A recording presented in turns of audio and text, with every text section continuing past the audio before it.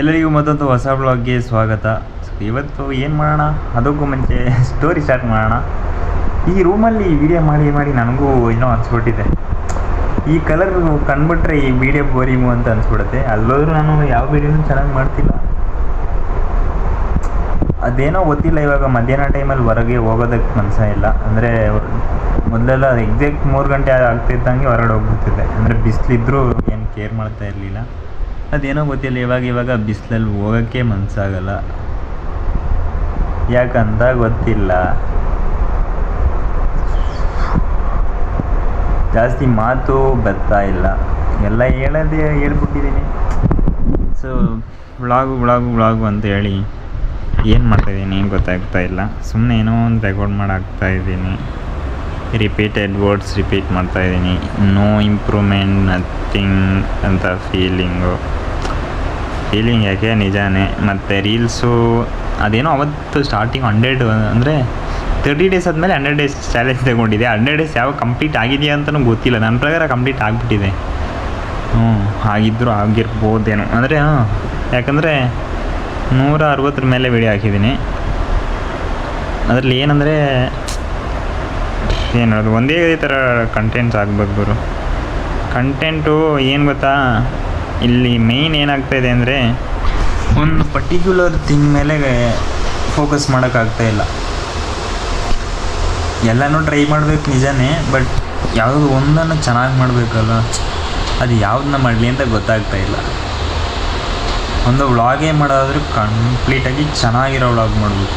ನೀವು ಡೈಲಿ ಮಾಡಿಲ್ಲ ಅಂದರೂ ಓಕೆ, ನೀನು ವಾರಕ್ಕೊಂದಾದರೂ ಮಾಡು, ಕಂಟೆಂಟ್ ಇರೋದು ಮಾಡು ಅಲ್ವಾ. ಸೊ ವ್ಲಾಗ್ ಕತೆ ಈ ಥರ ಆಯಿತು. ಇನ್ಯಾವುದು ಇನ್ನೂ ಬೇಜಾನ್ ಚಾನಲ್ಸ್ ಇದೆ. ಸೊ ಅದೆಲ್ಲ ನಾನು ಹೇಳೋಕ್ಕೆ ಹೋಗೋದು ಇಲ್ಲ, ನೋಡೋಣ ಏನಾಗ್ಬೋದು ಅಂತ.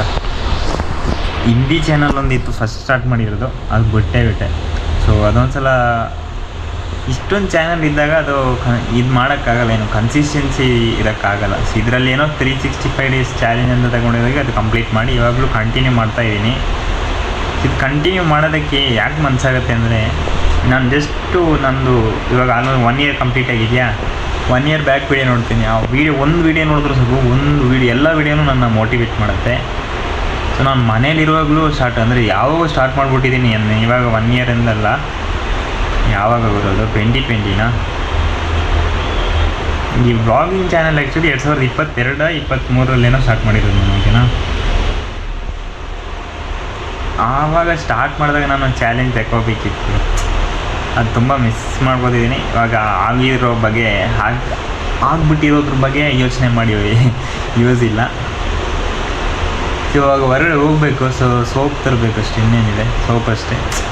ಏನೋ ಒಳಗಡೆ ಕೂತ್ಕೊಂಡಿದ್ದಂಗೆ ರೂಮಲ್ಲಿ ಏನಾದರೂ ತಿನ್ಬೇಕಂದ್ರೆ ಅನಿಸುತ್ತೆ ಇವತ್ತು ನನಗೆ. ಥಿಂಕ್ ಮಾಡೋದು ಏನು ತಿನ್ಬೋದು ಇವತ್ತು ಏನೋ ಅಂತ.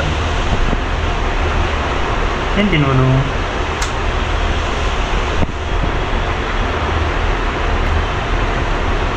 ತಿನ್ಬೋದು, ವಾಯ್ಸ್ ಕೇಳಿಸ್ತಿದೆಯಾ ಅದು ಗೊತ್ತಿಲ್ಲ.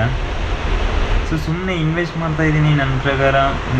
ಏನು ಮನೆಗೆ ಹೋಗದೆ, ಇವಾಗ ನಾನು ಮೇ 15ಕ್ಕೆ ಹೋಗಿರೋದು, 21ಕ್ಕೆ ಬಂದೆ. ಬಟ್ ಮೇ 15 ನಾನು ಹೋಗಿರೋಂಥ ಡೇಟ್ನೇ ಇಟ್ಕೊಳ್ಳೋಣ. So April, May, June, July, ಇವಾಗ ಜುಲೈ. ಸೊ ನಾನು ಹೋಗಿ 2 ಮಂತು ಅಂದರೆ 2 ಮಂತ್ಸ್ ಗ್ಯಾಪು ಆಗಿದೆ. ಸೊ ಈ ಸಲ ನಂದು ಅದು ಬಿಗ್ಗೆಸ್ಟ್ ಗ್ಯಾಪು 3 ಮಂತ್ಸ್ ಆಗ್ಬೋದೇನು, ಹೋಗ್ತೀನೋ ನನಗೂ ಗೊತ್ತಿಲ್ಲ. ಸೊ ನಾನು ಎಲ್ಲ ಟೈಮ್ ಹೋಗುವಾಗಲೂ ಏನೋ ಒಂದು ಇದಕ್ಕೆ, ಅಂದರೆ ಏನೋ ಒಂದು ಇದ್ದಾಗ ಅಷ್ಟೇ ಹೋಗಿದ್ದೀನಿ. ಫಸ್ಟ್ ಟೈಮು ಸೊ ಅದು ಕಾವೇರಿ ಹೋಗ್ಬೇಕಿತ್ತು ಅಂತ ಹೋಗಿದ್ದೆ. ಅಲ್ಲ, ಫಸ್ಟು ನಾನು ಹೋದಾಗ 2 ದಿನ ರಜೆ ಇತ್ತು. ಸೊ ಅದೇ ಸ್ಟಾರ್ಟಿಂಗ್ 2 ದಿನ ಸಿಗೋದಂತ ಹೇಳ್ಬಿಟ್ಟು ಹೋಗಿದ್ದೆ. ಸೊ ಇದರಲ್ಲಿ ಇವತ್ತೇನು ತಮ್ಮನೇಲಿ ಟೈಟಲ್ ಹಾಕಿರೋಣ ಅಂದರೆ, ಯಾಕೋ ಮನೆಗೆ ಹೋಗೋಕೆ ಮನಸ್ಸೇ ಇಲ್ಲ ಅಂತ ಹಾಕಿರ್ತೀನಿ. ಮನ್ಸು ಯಾಕೆ ಆಗ್ತಿಲ್ಲ ನನಗೂ ಗೊತ್ತಿಲ್ಲ. ಸೊ ಅದು ಏನು ಗೊತ್ತಾ, ಒಂದ್ಸಲ ಅಲ್ಲಿಗೆ ಹೋದರೆ ಅಲ್ಲಿಂದ ಇಲ್ಲಿಗೆ ಬರೋಕ್ಕೆ ಮನಸ್ಸಾಗಲ್ಲ, ಒಂದ್ಸಲ ಇಲ್ಲಿಗೆ ಬಂದರೆ ಮನೆಗೆ ಹೋಗೋಕ್ಕೆ ಮನಸ್ಸಾಗಲ್ಲ. ನಿಜ ಮನೆಗೆ ಹೋಗೋಕ್ಕೆ ಯಾಕೆ ಮನಸ್ಸಾಗ್ತಿಲ್ಲ ಅಂತ ನನಗೂ ಗೊತ್ತಾಗ್ತಿಲ್ಲ. ಸೊ ಲಿಟ್ರಲಿ ಅಂದರೆ ಇಲ್ಲಿ ಕಂಫರ್ಟ್ ಅನಿಸ್ತಾನೆ ಇಲ್ಲ, ಬಟ್ ಏನೋ ಒಂದು ಸುಮ್ಮನೆ ಹೋಗ್ತಾ ಬರ್ತಾಯಿದ್ದೀನಿ, ಏನೋ ಒಂದು ಅಚೀವ್ ಮಾಡಬೇಕು ಗುರು ಅಂತ ಅನಿಸುತ್ತೆ. ಆ ಥರ ಅನಿಸ್ಬಿಡುತ್ತೆ. ಫಸ್ಟು ಅದನ್ನೇ ಹೇಳೋಣ. ನಾನಿಲ್ಲಿ ಸೊ ಫಸ್ಟ್ 2 ದಿನ ಹೋಗಿದ್ದೆ. ಸೊ ಅದು ಹಂಗೆ ಒಂದು 2 ದಿನ ರಜೆ ಸಿಕ್ಕಿತ್ತು ಅಂತ.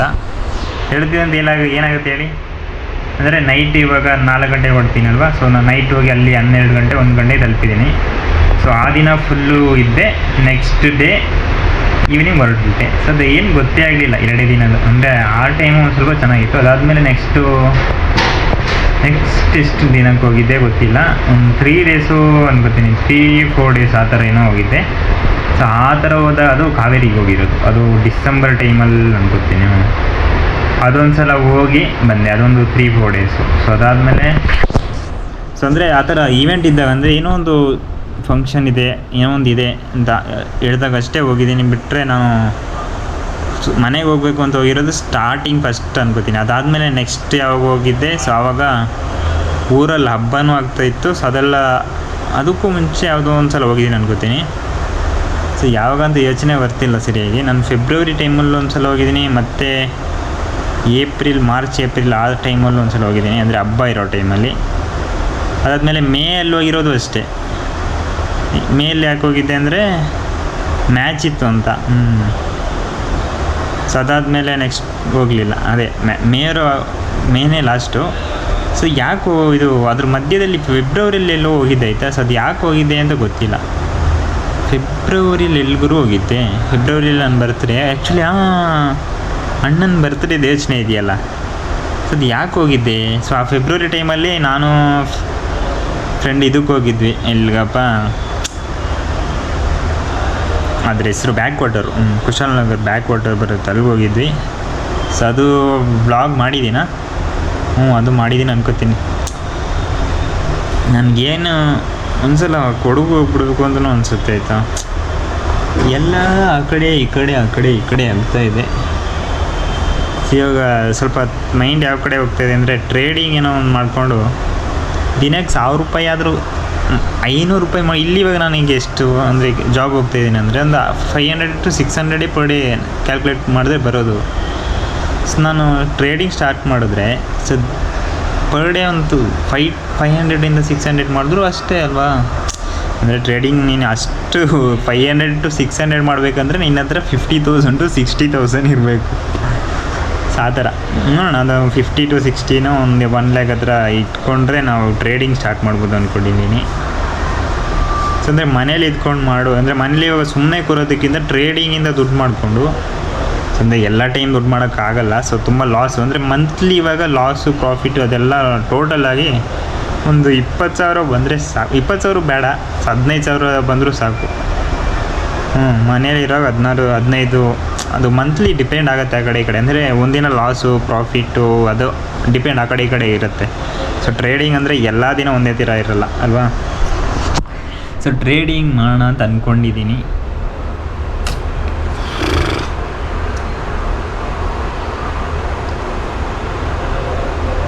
ಬಟ್ ಆದರೆ ನಾಲೆಜ್ ಬೇಕಲ್ಲ ಗುರು.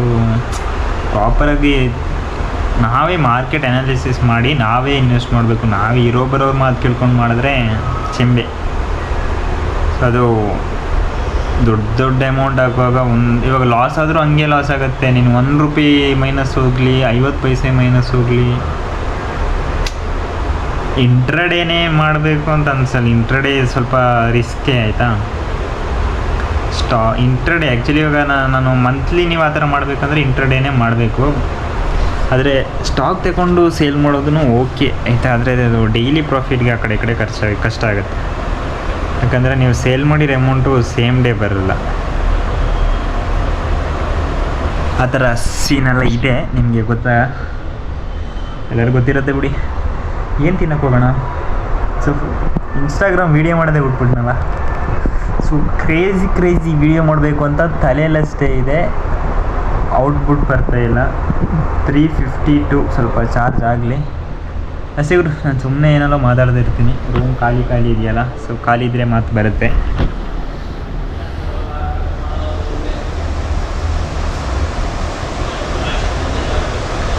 ಸರಿ ಮಾಡು, ಅದೇನೋ ಗೊತ್ತಿಲ್ಲ. ಅಂದರೆ ಈ ಕ್ಯಾಮರಾ ಜೊತೆ ಏನೋ ಮಾತಾಡುವಾಗ ಸೊ ಯಾರ್ದೋ ನನ್ನ ಹತ್ರ ಕ್ಲೋಸ್ ಇರೋರ ಜೊತೆ ಮಾತಾಡೋ ಒಂಥರ ಅನಿಸುತ್ತೆ. ಅಂದರೆ ಕ್ಲೋಸ್ ಅಂತ ಬಂದಾಗ ನನಗೆ ಅಮ್ಮನ ಜೊತೆ ಮಾತಾಡೋ ಥರ, ಫ್ಯಾಮಿಲಿ ಜೊತೆ ಮಾತಾಡೋ ಥರ ಈ ಕ್ಯಾಮರಾ ಆ ಥರ ಫೀಲು ನನಗೆ. ಅದು ಯಾಕೋ ಗೊತ್ತಿಲ್ಲಪ್ಪ.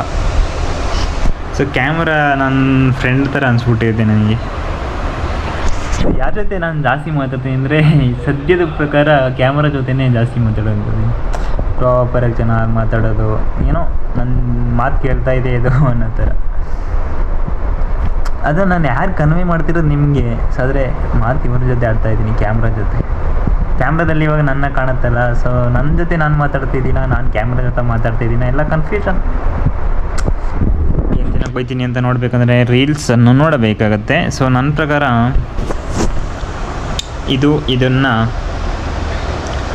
ನಾಳೆ ತೆಗಿಯೋಕ್ಕಾಗಲ್ಲ, ನೆಕ್ಸ್ಟ್ ವೀಕ್ ಪ್ರಾಬಬ್ಲಿ ಆಗ್ಬೋದೇನೋ. ಓಕೆನಾ?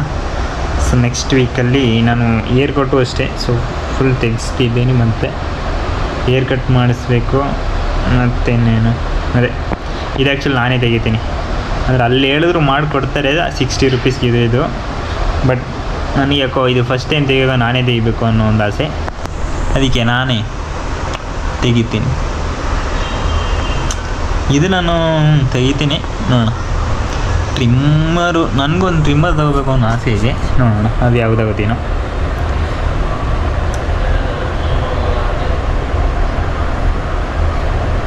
ಸಾಕು ಗುರು, ಏನು ಮಾಡು ಹಸೆ ಗುರು. ಸೊ ಈ ವ್ಲಾಗ್ನಲ್ಲಿ ಏನು ಮಾಡ್ತಾಯಿದ್ದೀನಿ, ನಾನು ನಿಮಗೆ ಸಿಗ್ತೀನಿ ಮತ್ತೊಂದು ಹೊಸ ವ್ಲಾಗ್ನಲ್ಲಿ. ಅಲ್ಲಿವರೆಗೂ ಟೇಕ್ ಕೇರ್, ಬಾಯ್ ಬಾಯ್. ಮಾತಾಡಬೇಕು ಅನ್ನಿಸ್ತಿದೆ ನಿಮ್ಮ ಜೊತೆ, ಆದರೆ ನನ್ನ ಗೋಪ್ರೋದಲ್ಲಿ ರೆಕಾರ್ಡ್ ಆಗುತ್ತೆ ಆಯಿತಾ. ರೆಕಾರ್ಡ್ ಆದಮೇಲೆ ಏನಾಗುತ್ತೆ ಅಂದರೆ ನನಗೆ ಎಡಿಟಿಂಗ್ ತುಂಬ ಕಷ್ಟ ಆಗುತ್ತೆ. ಇದು ಎಕ್ಸ್ಪೋರ್ಟ್ ಆಗೋದಕ್ಕೆ ತುಂಬ ಟೈಮ್ ಇಟ್ಕೊಳ್ಗುತ್ತೆ. ಆ ಫೋನ್ನ ಇನ್ನೂ ಉಜ್ಜಾಡ್ತಾ ಇದ್ದೀನಿ.